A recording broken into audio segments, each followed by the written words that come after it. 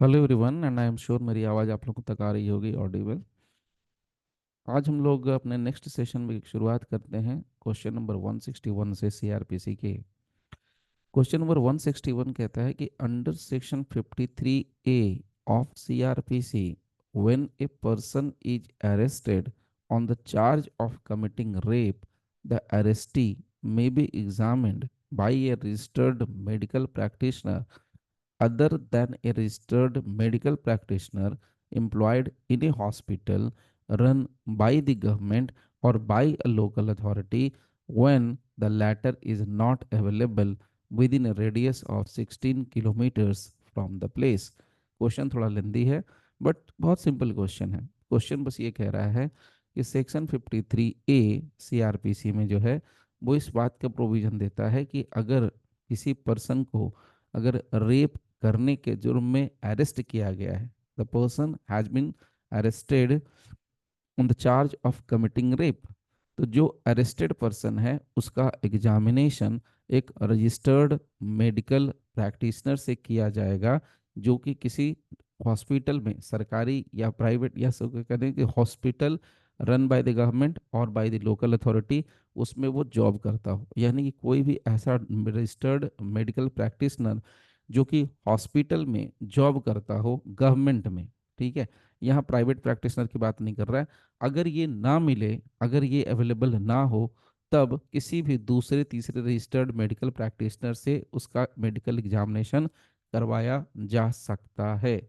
और इसके लिए प्रोविजन दिया है कि विद इन 16 किलोमीटर्स, तो जहाँ पर कहाँ पर, तो कहाँ से 16 किलोमीटर काउंट करना है। क्वेश्चन हमारा सीधा बोलता है कि 16 किलोमीटर की रेडियस, तो कहाँ से 16 किलोमीटर, 16 किलोमीटर कहाँ से काउंट करना है उसकी बात हो रही है। तो इसका सीधा आंसर अगर आप देखोगे सेक्शन 53 ए में जा करके, तो यहाँ पर मिलता है कि 16 kilometres from the place of, जहाँ पर कि अपराध किया गया, जहाँ पर रेप कमिट किया गया है वहाँ से। So where the offence has been committed, मैं आपको शो करता हूँ 53 ए सी यहाँ पर है, इसमें भी आपको शो करेगा, मैं इसमें जल्दी आपको दिखा, देखिए, from the place where the offence has been committed, तो उस जगह से जहाँ पर अपराध किया गया है रेप का, वहाँ से 16 किलोमीटर के दायरे के अंदर अगर कोई ऐसा डॉक्टर मिलता है जो कि किसी हॉस्पिटल, सरकारी हॉस्पिटल में एम्प्लॉयड है, गवर्नमेंट हॉस्पिटल में या किसी अथॉरिटी के द्वारा रन किए गए हॉस्पिटल में एम्प्लॉयड है, तो उस रजिस्टर्ड मेडिकल प्रैक्टिशनर से उस रेप अक्यूज्ड का मेडिकल एग्जामिनेशन कराना है। लेकिन अगर वो अवेलेबल नहीं है, नहीं मिल पा रहा है, तो 16 किलोमीटर के दायरे के अंदर किसी भी रजिस्टर्ड मेडिकल प्रैक्टिशनर से करवाया जा सकता है। और वो 16 किलोमीटर का जो दायरा होगा वो कहाँ से काउंट करना है, कैलकुलेट करना है, तो वो अपराध जहाँ पर कमिट किया गया है वहाँ से काउंट करना है। ओके। अब इसमें छोटी छोटी बातें जो मैं अक्सर आप लोगों को रिमाइंड कराता रहता हूँ, यहाँ पर भी देखिए मैंने रखा है आप लोगों के लिए। देखिए फॉर एग्जांपल यहाँ पर देखिए लिखा है पर्सन, मैंने बहुत बार रिपीट करा है पर्सन। पर्सन आपको कहाँ मिलेगा, तो सेक्शन आपको मिलता है 11 आईपीसी में पर्सन डिफाइंड है। इसके अलावा 231 इंडियन इनकम टैक्स एक्ट में भी ये डिफाइंड है। यहाँ पर एक टर्म आ रहा है चार्ज। चार्ज शब्द को जो हम अगर कहें तो ये कहाँ डिफाइंड है, सीआरपीसी में 2B में ये डिफाइंड है। और चार्ज के लिए डेडिकेटेड चैप्टर सीआरपीसी में है, दैट इज चैप्टर नंबर 17। और इसके अलावा ये सेक्शन से इसका जो कवर होता है 211 से लेकर 224 तक, यानी 211 से लेकर के 224 तक के सेक्शंस इस चार्ज को डिफाइन करते हैं। चार्ज में दो चीज़ें ध्यान में रखने की होती है, फॉर्म ऑफ चार्ज और जॉइंडर ऑफ चार्ज। अगर आप शेड्यूल 2 में जाएंगे, सेकंड शेड्यूल में जाएंगे, तो वहां पर फॉर्म नंबर 32, फॉर्म नंबर कौन सा, 32 जो है चार्ज के बारे में बात करता है। और अगर आप कायदे से देखेंगे तो चार्ज का डेफिनेशन नहीं दिया गया है, बट चार्ज के बारे में बताया गया है, it includes more heads than one. Okay, चलिए अब यहाँ पर बात करते हैं रेप की। देखिए यहाँ पर रेप टर्म भी है, तो रेप टर्म के बारे में कुछ कहना नहीं है, सिंपल सी बात है, ये आईपीसी में सेक्शन 375 में क्लियरली डिफाइंड है। और उसका जो पनिशमेंट पार्ट है वो आपको कहाँ मिलेगा, 376 में मिलेगा। अब उसमें बहुत सारे अमेंडमेंट हो गए हैं, 376 A B B C D, ये सारे पार्ट्स हैं जो कि यहाँ पर आपको रेप के लिए मिलेंगे। इसके अलावा एक और छोटा सा क्वेश्चन कभी कभार पूछ देता है, रजिस्टर्ड मेडिकल प्रैक्टिशनर। तो अगर मैं आपको बताऊं कि रजिस्टर्ड मेडिकल प्रैक्टिशनर किसको कहते हैं, रजिस्टर्ड मेडिकल प्रैक्टिशनर कौन है, जैसे सवाल सीधा सा निकलता है कि registered advocate, registered AOR advocate, AOR, तो AOR वाला चक्कर तो अब सिर्फ और सिर्फ सुप्रीम कोर्ट में रह गया है। बट रजिस्टर्ड मेडिकल प्रैक्टिशनर की बात करें तो ये कौन है? तो रजिस्टर्ड मेडिकल प्रैक्टिशनर के बारे में अगर आपको मैं बताऊं तो सेक्शन है 53, उसका है आपको एक्सप्लेनेशन, और एक्सप्लेनेशन में एक्सप्लेनेशन नंबर बी बहुत क्लियरली मेंशन करता है कि कोई भी मेडिकल प्रैक्टिशनर जो कि किसी भी तरह का मेडिकल क्वालिफिकेशन अपना पोसेस करता है as the definition of the Indian Medical Council Act 1956, यानी इंडियन मेडिकल काउंसिल एक्ट 1956 की सेक्शन 2H के अकॉर्डिंग अगर कोई भी व्यक्ति अगर मेडिकल क्वालिफिकेशन अगर पोसेस करता है तो हम उस पर्सन को रजिस्टर्ड मेडिकल प्रैक्टिशनर कह सकते हैं। इसके साथ ही साथ एडिशनल इंफॉर्मेशन ये है कि उस व्यक्ति का नाम स्टेट मेडिकल रजिस्टर में भी होना चाहिए जहां वो प्रैक्टिस कर रहा है, तो उसको हम कहते हैं रजिस्टर्ड मेडिकल प्रैक्टिशनर। तो हर छोटी से छोटी चीज भी मैं आपको यहाँ पर शेयर कर रहा हूँ। तो रजिस्टर्ड मेडिकल प्रैक्टिशनर कहाँ है? Section 53 explanation, section 53 explanation number B. और ये क्या बोलता है कि भैया इंडियन मेडिकल काउंसिल एक्ट 1956 में धारा है 2H। ओके, और प्लस क्या होना चाहिए? स्टेट रजिस्टर में दर्ज होना चाहिए उसका नाम। ओके, चलिए फिर अब आगे चलते हैं नेक्स्ट क्वेश्चन की तरफ। क्वेश्चन नंबर 162, देखिए, under which section registered person can submit an application for his medical examination before the court? बहुत सिंपल क्वेश्चन है। कहता है अरेस्टेड जो पर्सन, जिस व्यक्ति को अरेस्ट किया गया है, वो कोर्ट में किस सेक्शन के तहत, किस धारा के तहत एप्लीकेशन डाल सकता है फॉर हिज मेडिकल एग्जामिनेशन। यानी जिस व्यक्ति को अरेस्ट किया गया है तो अरेस्टेड पर्सन खुद किस धारा के अंदर अपना मेडिकल एग्जामिनेशन कराने के लिए आपके पास कोर्ट में एप्लीकेशन डाल सकता है, प्लेस कर सकता है। तो अगर मैं आपको बताऊं तो इसका जो सेक्शन मिलता है वो प्रोविजन मिलेगा सेक्शन 5454 में, examination of arrested person by medical officer. तो यहाँ पर क्लियर है, when any person is arrested, बाकी चीजें पढ़ने की जरूरत नहीं है। यहाँ पर ऑप्शंस की अगर बात करें तो ऑप्शन नंबर सी है जो सेक्शन 54 बता रहा है। ओके, यहाँ पर भी देखिए आंसर सी है, कनेक्टेड लॉस में 54 CRPC है। ओके, आप इसको पढ़ सकते हैं। चलिए अब आगे थोड़ा चलते हैं। Question number 163, find out the wrong match. Wrong match की बात कर लें। Section 200 examination of complainant, section 313 examination of accused, section 53 examination of accused by doctor, और सेक्शन 54 एग्जामिनेशन ऑफ विक्टिम। तो ये सारे के सारे ऑलमोस्ट सही ही लग रहे हैं क्योंकि सही ही हैं। सेक्शन 200 में कंप्लेनियंट का एग्जामिनेशन होता है जहां हम कंप्लेंट फाइल करते हैं। सेक्शन 313 में एग्जामिनेशन होता है अक्यूज का जब ट्रायल खुलता है किसी भी कोर्ट में, सेशंस कोर्ट में या मजिस्ट्रेट की कोर्ट में तब। और सेक्शन 53 अभी जस्ट मैंने आपको शो किया कि अक्यूज का एग्जामिनेशन बाय डॉक्टर होता है। बट सेक्शन 54 में जो यहाँ पर विक्टिम शब्द लिखा है ये विक्टिम शब्द गलत है। मैं आपको दिखा देता हूँ सेक्शन 54, यहाँ पर क्या है? Examination of arrested person by. तो यहाँ पर आप ध्यान रखेंगे कि इस चैप्टर के अंदर विक्टिम वाला एग्जामिनेशन है ही नहीं अगर मोटे तौर पे कहा जाए। यहाँ पर अरेस्टेड पर्सन का एग्जामिनेशन की बात होती है, तो यहाँ पर विक्टिम नहीं, विक्टिम लिखा हुआ है इसलिए ये गलत ऑप्शन होगा। और हमें क्या ढूंढना है? रॉन्ग मैच ही ढूंढना है। तो हमारे लिए 4 नंबर होगा, तो 4 नंबर के लिए हमारे पास है बी, तो आंसर सही होगा बी। ओके, चलिए अब नेक्स्ट क्वेश्चन की तरफ बढ़ते हैं। 164, under which section of CRPC an arrested person is to be examined by the government medical officer immediately after such arrest. देखिए क्वेश्चन का आंसर वही है, बस क्वेश्चन को ट्विस्ट कर दिया गया है। Which section of CRPC an arrested person is to be examined by the government medical officer immediately after such arrest.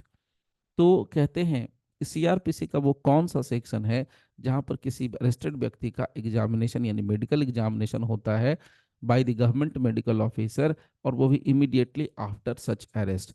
तो सेक्शन हमारे पास आएगा सेक्शन नंबर 54, और ऑप्शन हमारा है सी, और ये रहा आंसर सी। ओके, चलिए नेक्स्ट क्वेश्चन की बात करते हैं। क्वेश्चन नंबर है 165। ओके, मैं अभी क्वेश्चन 165 को डिस्कस करूँ उससे पहले मैं थोड़ा सा आपको रिमाइंड करा दूं कि ये सारे जो सेक्शंस हैं इंडिविजुअली 1 to 1 सारे के सारे ऐप के ऊपर अवेलेबल हैं। पूरा 1 साल के लिए आपका पूरा ऐप के ऊपर सीआरपीसी का कोर्स अवेलेबल है एट द रुपीज जस्ट 6299 पर ये अवेलेबल है। आप चाहो तो जा करके वहां से आप एक एक क्वेश्चन को एक एक सॉरी सेक्शंस को डिटेल में समझ सकते हो, क्या कनेक्शन होगा दूसरे सेक्शंस के साथ, दूसरे एक्ट के साथ, वो भी वहां पर डिस्कस किया हुआ है। Let's see 165, which one of the following statement is not correct, यानी हमें गलत ढूंढना है। In relation to medical examination of an arrested person under the provisions of the Code of Criminal Procedure 1973, so इनमें से कौन सा जो है गलत है वो ढूंढना है। An accused may be asked to undergo medical examination under section 53, okay, तो अक्यूज्ड ही जाता है of course. B may medical examination of a person accused of rape is conducted under section 53, ये भी 53A, ये भी सही ही लग रहा है। लेट्स सी सारे को देख लेते हैं। An arrested person can submit an application to the magistrate for the medical examination under section 54, तो यहाँ पर ऑप्शन नंबर सी बहुत सिंपल कह रहा है कि जो अरेस्टेड पर्सन है वो मजिस्ट्रेट की कोर्ट में एप्लीकेशन लगा सकता है for the purpose of his own medical examination under section 54. Last option है request of the arrested person for the medical examination cannot be rejected by the magistrate under section 54.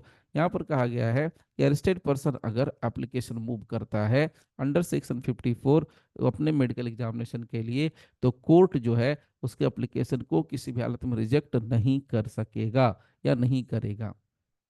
तो ये जो है ये तो बेसिकली कोर्ट का discretionary power है, तो कोर्ट चाहे तो रिजेक्ट कर भी सकती है, चाहे एंटरटेन भी कर सकती है। तो ये जो ऑप्शन है जो यहाँ पर ये ऑप्शन गलत है, बाकी सारे के सारे ऑप्शंस सही हैं। तो आंसर हमारे लिए क्या हो जाएगा, डी। ओके, चलिए अगेन इसका आंसर कहाँ से कनेक्टेड है, सेक्शन नंबर 54 से, इसलिए बार बार रिपीटेशन के लिए यहाँ पर नहीं लिखा है। नाउ क्वेश्चन नंबर है 166, the provision of examination of arrested person by medical officer is provided under which section of the Code of Criminal Procedure? Examination of arrested person by medical officer, तो बड़ा simple सा फंडा है, शुरू से ही आ रहा है, एक ही सेक्शन है जिससे अलग अलग करके question, examination of arrested person, तो देख लीजिए examination of arrested person by medical officer section कौन सा लगेगा, 54, ऑप्शन क्या आएगा, बी, आंसर क्या होगा, बी। ओके, चलिए नेक्स्ट क्वेश्चन 167, मतलब आपको यहाँ पर यह भी प्रोवाइड करा दिया जा रहा है कि हम लोग ये प्रोवाइड कर दे रहे हैं कि एक सेक्शन से कितने तरह से किस किस तरीके से क्वेश्चन पूछा जा सकता है, क्वेश्चन कुछ भी पूछे आंसर वही होगा। Which one of the following section of CRPC provides identification of arrested person? ये आइडेंटिफिकेशन की बात कर रहा है, अरेस्टेड पर्सन का आइडेंटिफिकेशन। तो भाई ये तो सिंपल, ये आपको हायरार्की बनी हुई है 1 2 3 4, तो उसमें जाके देखना होगा। तो सेक्शन हमारा बनता है 54A, मैं आपको दिखाता हूँ सेक्शन 54A, यहाँ पर भी मैं शो कर सकता हूँ, यहाँ पर भी ये देखिए section 54A CRPC identification of arrested person. Okay, तो यहाँ पर आइडेंटिफिकेशन की बात हो रही है। नाउ अब इसके बाद आते हैं नेक्स्ट क्वेश्चन की तरफ 168, प्रोसीजर। अगर फ्रेंड्स आपको ये जो पूरी की पूरी वीडियो देखने के बाद आप लोग यहाँ तक अगर पहुँच गए हैं, तो आपको अगर सही लगता है, मेहनत ठीक लगती है, आपको कॉन्सेप्ट क्लियर समझ में आता है, तो आप इसको लाइक करो, सब्सक्राइब करो और शेयर करो फ्रेंड्स के बीच में। सेक्शन क्वेश्चन है 168, procedure when police officer deputes his subordinate to arrest without warrant is given under, मतलब बड़ा सीधा क्वेश्चन पूछ रहा है, when police officer deputes his subordinate, तो कोई पुलिस वाला अपने जूनियर को, अपने सबऑर्डिनेट को कब अरेस्ट विदाउट वारंट करने के लिए मतलब डिप्यूट करता है, उसका प्रोसीजर किस सेक्शन के अंदर दिया है। मतलब मैं एक पुलिस वाला हूं, मैं चाहता हूं कि मैं जाकर के अरेस्ट नहीं करूंगा विदाउट वारंट, बल्कि किसी जूनियर को भेजूंगा अरेस्ट करने के लिए, मैं किसी को जूनियर को भेजूंगा, ये जूनियर है मेरा, तो इसको मैं भेजूंगा। तो क्या उसके लिए प्रोसीजर है, व्हाट इज द प्रोसीजर, तो प्रोसीजर यहाँ अगर आपको देखना है, तो प्रोसीजर आपको देखने के लिए यहाँ पर देखना पड़ेगा सेक्शन नंबर कौन सा, 55C, procedure when police officer depute subordinate to arrest without warrant. और प्रोसीजर बड़ा सिंपल है, भैया उसको देना पड़ेगा, सारी चीज़ें डिटेल में बतानी पड़ेगी। requires any officer subordinate to him to arrest without a warrant otherwise than in his presence any person who may lawfully be arrested without a warrant। तो उसको सारा जो डिटेल है वो सारा लिख करके देगा। उसके बाद लिखित में ही होता है ये डिप्यूटेशन, ओरल नहीं होता है। Now next question, question number 169। Provisions relating to health and safety of arrested person have been provided under which one of the following section। ये डायरेक्ट सेक्शन ही पूछ रहा है। तो हेल्थ और सेफ्टी, अरेस्टेड पर्सन का हेल्थ और safety का provision किस सेक्शन के अंदर दिया गया है? तो इसका भी सही आंसर होगा 55A। मैंने यहाँ पर दिया हुआ है, देखिए सेक्शन 55A CRPC। इसके मार्जिनल नोट्स में ही लिखा है health and safety of arrested person. तो यहाँ पर आप लगा दो ऑप्शन नंबर सी, आंसर हो गया सी। ओके, कुछ नहीं करना है। आज के लिए लास्ट क्वेश्चन है हमारा 170। A person arrested bye A police officer may be kept in custody for. किसी भी व्यक्ति को अगर अरेस्ट किया है पुलिस वालों ने तो कस्टडी में कितने समय तक के लिए रख सकता है? हर एक को पर्सन को पता है 24 आवर्स तक अपनी कस्टडी में रख सकता है। सो सी ऑप्शन होगा 24। बट ये सेक्शन कौन सा है? तो मैं आपको सेक्शन बता दूं, सेक्शन है 57 CRPC। ये सेक्शन है 57 CRPC। ओके, यहाँ पर 55 लिखा हुआ है, ये गलत है, ठीक है, यहाँ पर 57 होगा। ओके, ये कॉपी पेस्ट का कमाल हो गया है, यहाँ पर 57 CRPC होगा। ओके, इसको सुधार लीजिए, टाइपिकल एरर। ओके, चलिए फिर आज के लिए फ्रेंड्स यहीं पर स्टॉप करते हैं। मिलते हैं फिर नेक्स्ट सेशन में, नेक्स्ट वीडियो के साथ, नेक्स्ट क्वेश्चन के साथ। तब तक के लिए thank you very much for giving your precious time. Thank you all friends.